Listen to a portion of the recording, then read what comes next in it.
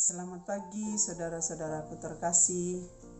Selamat memasuki hari baru ini sebagai anugerah dari Tuhan. Renungan kita untuk pagi hari ini dikutip dari Injil Lukas bab 10 ayat 38 sampai dengan 42. Dari perikop tersebut saya memilih tema tahu memilih melayani secara fisik dan spiritual. Sahabat dan saudara-saudaraku terkasih, bacaan hari ini mengingatkan kita tentang sikap kebiasaan kita dalam menyambut tamu, apalagi kalau itu tamu kehormatan. Lumrah, kalau kita mau kedatangan tamu, segala sesuatu dipersiapkan dengan matang. Rumah yang rapi, makanan yang agak istimewa, dan mungkin juga pernak-pernik rumah disulap untuk sedemikian indah, walaupun itu hanya sementara waktu. Saudara-saudaraku terkasih, ada sebuah ilustrasi dari anak kembar Tina dan Tini. Tina adalah anak yang rajin melayani ayahnya. Ketika saat pulang dari kantor, setiap hari Tina menyibukkan diri untuk mempersiapkan hal-hal yang menyenangkan hati ayahnya saat pulang dari kantor. Misalnya, meja dan tempat duduk ayahnya ditata sedemikian rapi. Koran dan secangkir kopi hangat, cemilan atau snack ringan sudah tersedia. Begitu mendengar klakson mobil ayahnya, ia langsung membukakan gerbang pintu garasi dan membawakan tas ayahnya dan meletakkannya di ruang kerja ayahnya. Luar biasa. Tina selalu membuat hal yang demikian setiap ayahnya pulang kerja. Berbeda dengan si Tini yang menyambut ayahnya dengan senyum dan terus duduk di sampingnya seraya bertanya, "Hal-hal apa yang terjadi di kantor hari ini, Ayah?" Dia mencoba mengajak ayahnya untuk bersharing, mana tahu ayahnya mengalami suka dan duka. Dan ayahnya pun tersenyum menyambutnya. Suatu kali, si ayah memanggil si Tina. "Nak, ayah senang dengan sikapmu yang selalu berusaha untuk menyenangkan hatiku dengan mempersiapkan hal-hal yang sifatnya secara fisik. Koran, kopi, snack ayah, dan lain-lain. Hal itu baik. Tetapi ayah lebih suka dan pasti lebih menyenangkan hatiku saat ayah pulang, engkau menghampiriku dan duduk di sampingku. Dan kita bercerita tentang hal-hal apa yang ayah alami selama di kantor dan apa juga yang kamu alami sepanjang hari ini. Ayah lebih suka jikalau engkau mendengarkan ceritaku yang menjadi pengalaman yang perlu kamu timba untuk menjadi orang yang berhasil dan mampu meraih masa depanmu untuk lebih baik dan mantap." Saudara-saudaraku terkasih, ilustrasi tadi begitu dekat dengan teks bacaan perikop hari ini tentang Marta dan Maria. Dapat kita bayangkan bagaimana reaksi wajah si Tina terhadap perkataan ayahnya. Kecewa dan mungkin juga tidak akan melakukan hal yang sama lagi terhadap ayahnya. Cemburu terhadap saudari kembarnya Tina karena tidak mendapatkan teguran dari ayahnya. Ilustrasi ini sederhana, tetapi cukup untuk melukiskan isi dan pesan dari bacaan hari ini yang mengisahkan dua sikap, yakni sikap Maria yang memilih untuk menyambut Yesus dengan duduk dan berdiam diri mendengarkan Yesus. Sementara sikap Marta sibuk mempersiapkan hal-hal yang berbau fisik. Seyoganya menurut saya, kedua sikap ini tidak salah, sama-sama baik. Hanya ada satu sikap yang kurang bijaksana, yakni kurang menyeimbangkan antara sikap fisik dan sikap rohani. Kalaulah Marta mempersiapkan hal-hal fisik lebih awal, maka begitu Yesus datang sebagai tamu istimewanya, dia punya waktu menghampirinya seperti Maria. Saudara-saudara, ada banyak orang yang salah kaprah mengira bahwa kita harus sibuk melayani Tuhan saat Ia berkunjung ke rumah kita. Kita andaikan Yesus sama dengan tamu kita secara manusiawi, tamu pastor, kepala kantor, kepala sekolah, kepala desa, atau pejabat yang lebih tinggi. Yesus menginginkan sikap dan gaya hidup yang lebih bijaksana. Ada banyak orang yang sangat aktif di gereja, aktif di mana-mana, tetapi tidak paham dengan firman Allah dan tidak paham apa kehendak Allah. Mereka hidup dengan gaya duniawi yang sangat mantap, mempesona.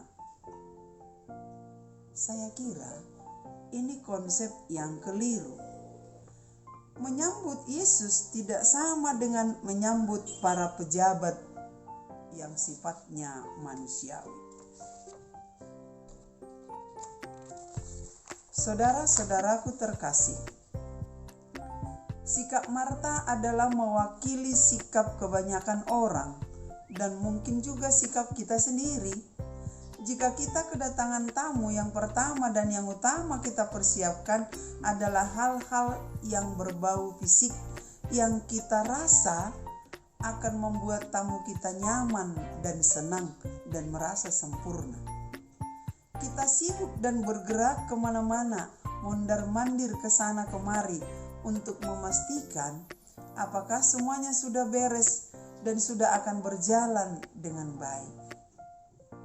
Kesibukan Marta itu pertanda manusiawi. Ia ingin menunjukkan sikap menghargai Yesus lewat cara menyediakan segala sesuatu sampai beres dan dianggapnya pasti menyenangkan dan membuat nyaman Yesus tinggal di rumahnya.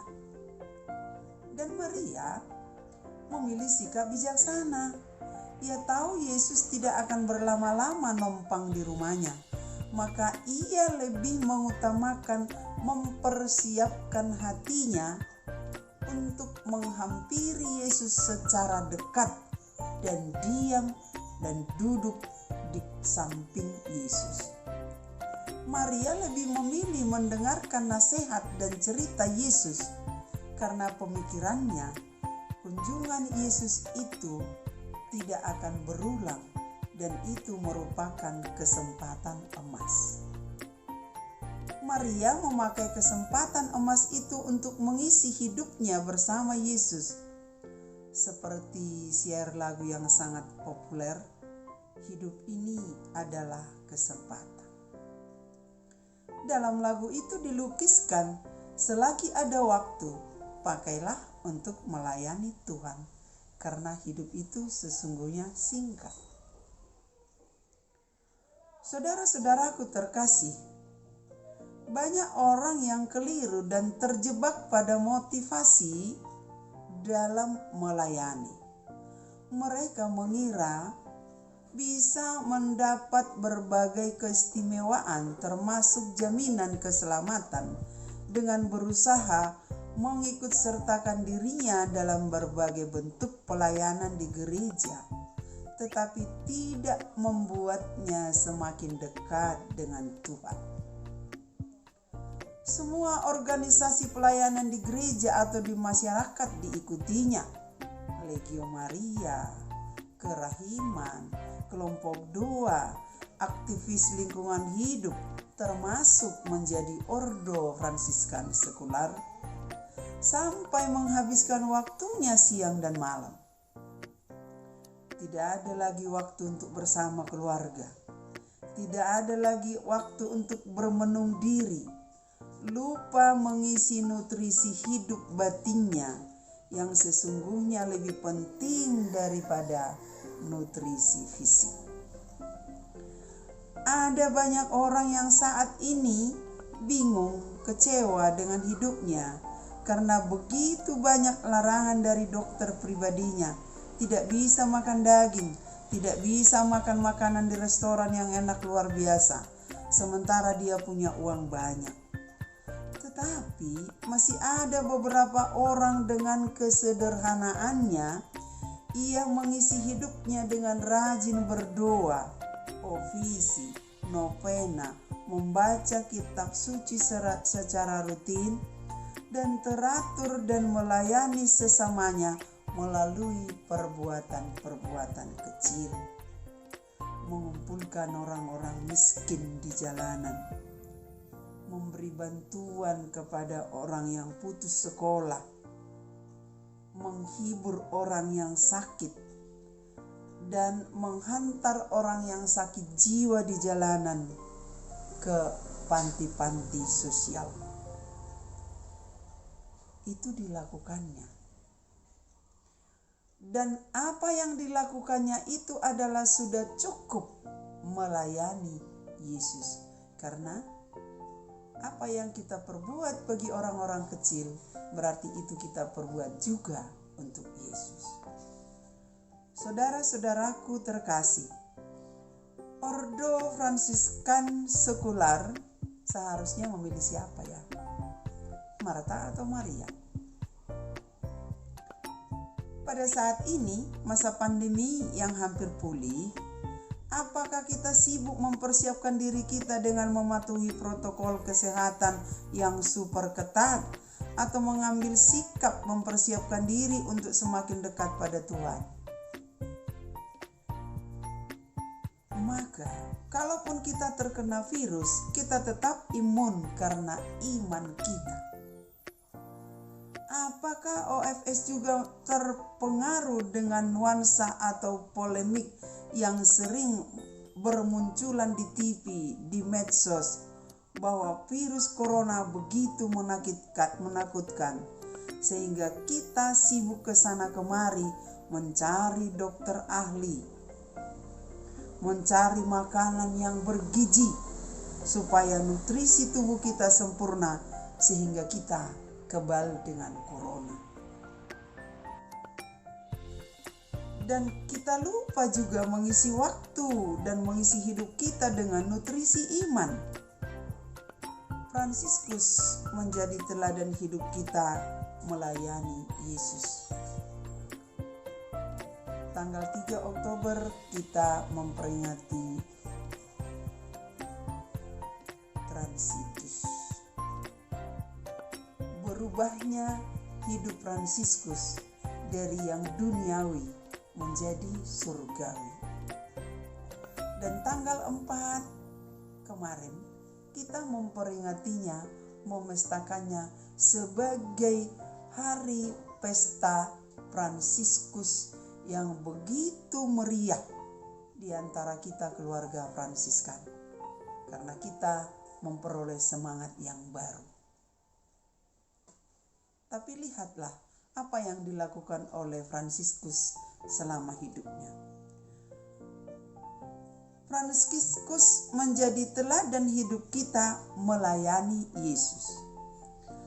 Fransiskus tidak takut akan segala bentuk penyakit. termasuk penyakit kusta yang pada zaman itu sangat menakutkan, mengerikan, dan menjijikkan. Tetapi Fransiskus justru memeluknya, merangkulnya, menciumnya. Fransiskus tidak menyibukkan dirinya untuk hal-hal yang duniawi, bahkan dia membuang dari dirinya kekayaannya yang sebelumnya melekat. Kemewahannya dilepaskannya demi melayani banyak orang miskin atau orang papa. Fransiskus menjadi idola kita untuk mengimunkan diri kita dari segala penyakit dan kecemasan atau kesulitan hidup. Fransiskus memilih harta yang paling berharga untuk hidupnya, dan karena pilihannya, ia menerima stigmata dari Tuhan. Saudara-saudaraku terkasih, mari kita memilih yang paling berharga dalam kehidupan kita. Harus berani menginjak rem dari segala hiruk-pikuk duniawi demi mengisi ketenteraman jiwa kita. Karena hidup bersama dengan Yesus, duduk berdiam diri mendengarkan suaranya, itulah akan bekal dalam kehidupan kita di akhirat. Ingat, lebih lama kita hidup di alam maut daripada di alam duniawi sekarang. Saudara-saudaraku yang terkasih, semoga renungan ini berdaya guna untuk kita semua. Salam Pace Bene.